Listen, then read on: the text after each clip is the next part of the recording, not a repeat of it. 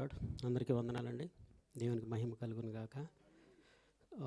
ప్రోగ్రామ్ని లీడ్ చేస్తున్న ప్రసాద్ గారికి మరియు దైవజనులు సంఘమైన మీకు అందరికీ కూడా ప్రత్యేకమైన వందనాలు. సమయం చాలా తక్కువ కనుక ముందుకు వెళ్ళిపోదాం. సిలువలో మన ప్రభువైన యేసుక్రీస్తు మాట్లాడిన రెండో మాట లూకాసు వార్త 23:43 నేడు నీవు నాతో కూడా పరదేశులు ఉందని నిశ్చయంగా మీతో చెప్పుచున్నాను.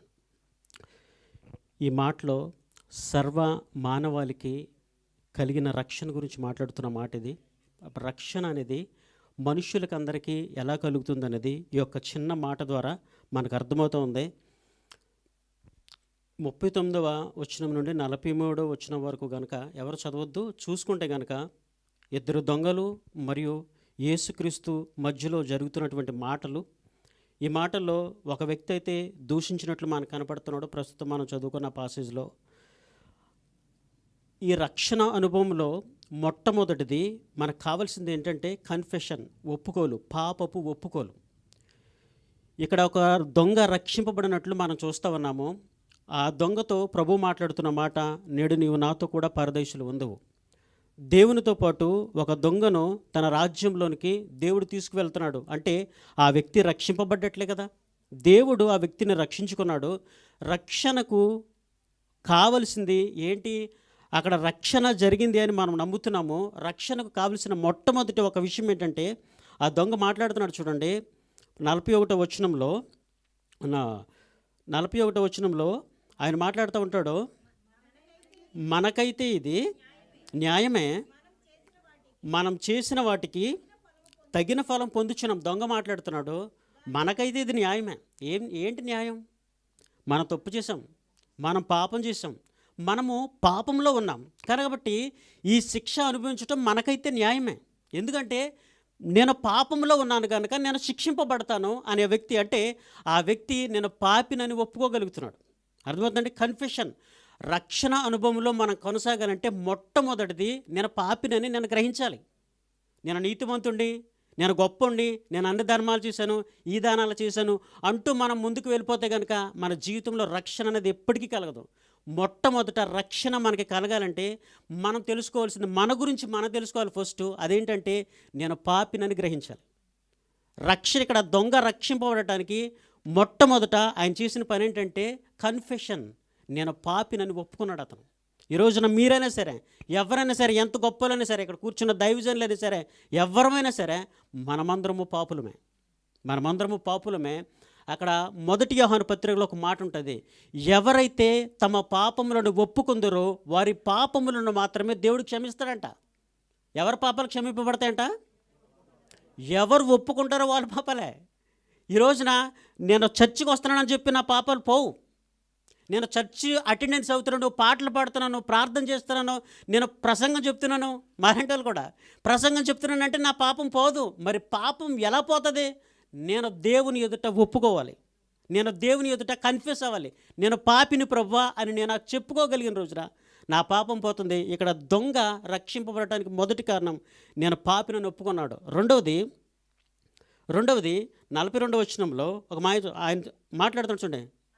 ఆయనను చూసి యేసు, నీవు నీ రాజ్యంలోనికి వచ్చినప్పుడు నన్ను జ్ఞాపకం చేసుకోమనను. దొంగ చెప్తున్నాడు ప్రభుతోటి, నీ రాజ్యంలోనికి వచ్చేటప్పుడు ప్రభువా నన్ను జ్ఞాపకం చేసుకో. వాళ్ళందరికీ తెలుసు అక్కడ ప్రభు ఉన్నారు, ఇద్దరు దొంగలు ఉన్నారు, ముగ్గురు చనిపోతారు. మరి ఏంటి ఆయన హోప్ ఏంటి? ఎక్కడ జ్ఞాపకం చేసుకోమన్నాడు? ఆయన రాజ్యంలో నన్ను జ్ఞాపకం చేసుకోమంటున్నాడంటే ఆయన మరణం అవతల వైపు ఒక రాజ్యం ఉందని, ఆ రాజ్యంలోనికి తీసుకెళ్ళగలిగే వ్యక్తి ప్రభు అని యేసుక్రీస్తుని ఆ వ్యక్తి విశ్వసిస్తున్నాడు. విశ్వాసం అనేది రక్షణ అనుభవంలో చాలా చాలా ఇంపార్టెంట్.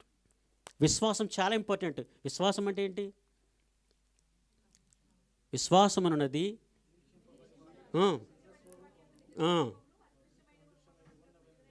ఎగ్జాక్ట్లీ అంతే. విశ్వాసం అంటే అదే. విశ్వాసం, మనం ప్రభుని విశ్వసించగలగాలి. ఆయన మాత్రమే మరణం నుంచి రక్షించగలవాడు, ఆయన మాత్రమే జీవములోనికి నడిపించగల దేవుడు అని ప్రభువుని నేను ఎప్పుడైతే విశ్వసించానో నాకు రక్షణ కలుగుతుంది. మొదటి ఒప్పుకోలు, రెండవది రక్షణ మాత్రమే కాదు. ప్రభు అన్నాడు, నేడు నీవు నాతో కూడా పరదేశులు ఉండవు. దేవుని కృప. ఏంటంటే ఒప్పుకోలు, విశ్వాసము మరియు కృప. కృప అనేది చాలా ఇంపార్టెంట్. కృప అంటే ఏంటి? నాకు అర్హత లేకపోయినప్పటికీ దేవుడు నాకు ఇచ్చాడు. అది నాకు అర్హత లేకపోయినా దేవుడు నాకు ఇచ్చేది, అదే కృప అంటే. చూడండి, ఆ వ్యక్తికి అర్హత లేదు. ఎన్ని సంవత్సరాలు చదవడు బైబిల్? ఆ సిలువలో వేలాడుతున్న దొంగ ఎన్ని సంవత్సరాలు బైబిల్ చదవడు అంటారు? ఒక్కొక్కసారి బైబిల్ ఆదికాండం నుంచి ప్రకటన గ్రంథం వరకు వచ్చిన వాళ్ళు కూడా నరకానికి వెళ్ళిపోతారు, తెలుసా? నిజం, ఎగ్జాక్ట్, నేను చెప్తే నిజం. ఆదికాండం నుండి ప్రకటన గ్రంథం చివరి వరకు వచ్చే వరకు కూడా నరకానికి వెళ్ళిపోతారు. ఎందుకంటే విశ్వాసం అనేది చాలా ఇంపార్టెంట్. దేవుని కృప అనేది కూడా చాలా ఇంపార్టెంట్. కృప అనేది ఎంత విలువైందంటే నీ తరపు నుంచి నువ్వు విశ్వాసాన్ని చూపించగలిగితే దేవుని తరపు నుంచి దేవుడు తన కృపను చూపించగలుగుతాడు. తన కృప ఉంటేనే. అందుకని ఎఫెసీయులకు రాసిన పత్రికలో వీలైతే ఒకసారి టైం అయిపోతుంది, దయచేసి క్షమించండి, నాకు కొంచెం గ్రేస్ చూపించండి. రెఫరెన్స్ చూపిస్తాను. ఎఫెసీయులకు రాసిన పత్రికలో 3వ అధ్యాయము 2వ అధ్యాయము 8వ వచనం. మీరు విశ్వాసము ద్వారా కృపచేతనే రక్షింపబడి ఉన్నారు. ఎలా రక్షింపబడ్డారంట? మీరు విశ్వాసము ద్వారా కృపచేతనే రక్షింపబడి ఉన్నారు. ఈ 2 ఎలిమెంట్స్ చాలా ఇంపార్టెంట్. విశ్వాసము మరియు కృప. నీ తరపు నుంచి విశ్వాసం ఉండాలి, దేవుడు తన తరపు నుంచి కృపను చూపిస్తాడు. ఈ కృప అనేది చాలా ఇంపార్టెంట్. ఇది దేవుడు నీ పట్ల కృప చూపితే నువ్వు రక్షింపబడతావనేది సత్యం. ఈ 2వ మాటలో అదే జరిగింది. దొంగ విశ్వసించాడు, నేను పాపినని ఒప్పుకున్నాడు, విశ్వసించాడు, దేవుడు తన కృపను చూపించాడు. చూడండి, రోమీయులకు రాసిన పత్రిక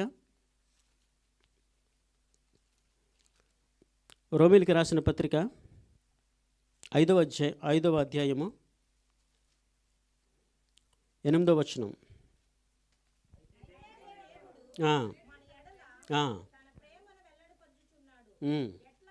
ఎట్లనగా మనం ఇంకనూ పాపులమై ఉండగానే క్రీస్తు మన కొరకు చనిపోయాను.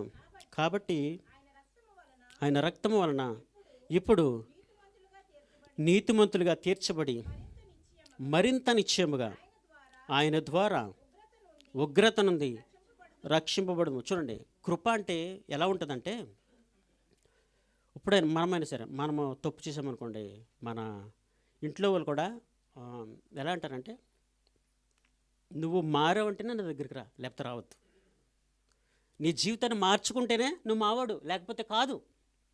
అంతేనే కదా? ఎవరైనా సరే, ఎంత దగ్గరలైనా సరే ఇదే మాట అంటారు. కానీ ప్రభు అలా అనలేదు. మరి ఎలా అన్నాడంట? ఏమన్నాడంట ప్రభు? మనం ఇంకా పాపులమై ఉండగానే క్రీస్తు మన కొరకు చనిపోయాను. ప్రభు, నేను ఇంకా పాపనే, నేను ఇంకా మారలేదు, నా జీవితం ఇంకా మారలేదు,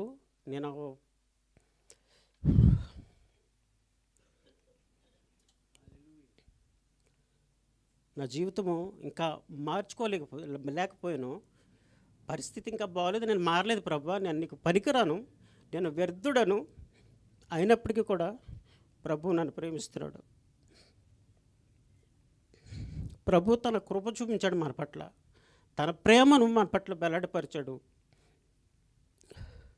మనం ఇంకా పాపులమై ఉండగానే, నువ్వు ఇంకా మారలేదు, నీ జీవితాన్ని ఇంకా దేవునికి అప్పగించలేదు, నువ్వు చేసే పాపంలోనే నువ్వు జీవిస్తున్నావు, ఇంకా నువ్వు చేసే స్థితిలోనే నువ్వు ఉన్నావు, నువ్వు పడిపోయిన స్థితిలోనే నువ్వు ఉన్నావు.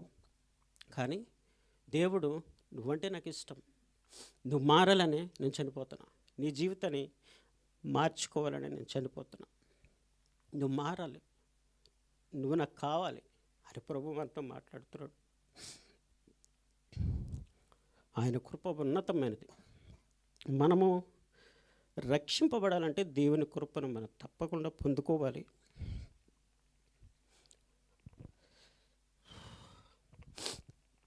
మనం ఇంకా పాపులమై ఉండగానే దేవుడు మన కొరకు చనిపోయినట్టు బైబిల్ గ్రంథం స్పష్టంగా మాట్లాడుతాం.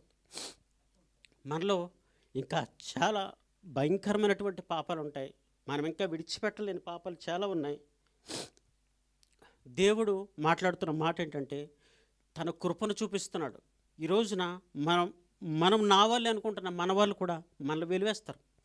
ఏదైనా చిన్న విషయంలో తేడా వచ్చి చూడండి, వెంటనే నువ్వు పురుగు అయిపోతావు, ఎన్నిక లేని అయిపోతావు నువ్వు.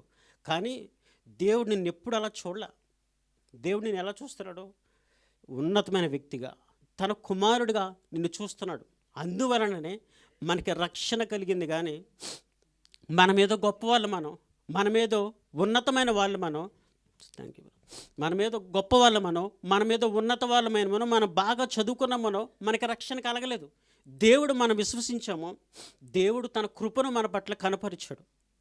తన కృపను బట్టే మనం రక్షింపబడ్డామన్న ఈ విషయాన్ని ఎప్పటికీ మర్చిపోవద్దు.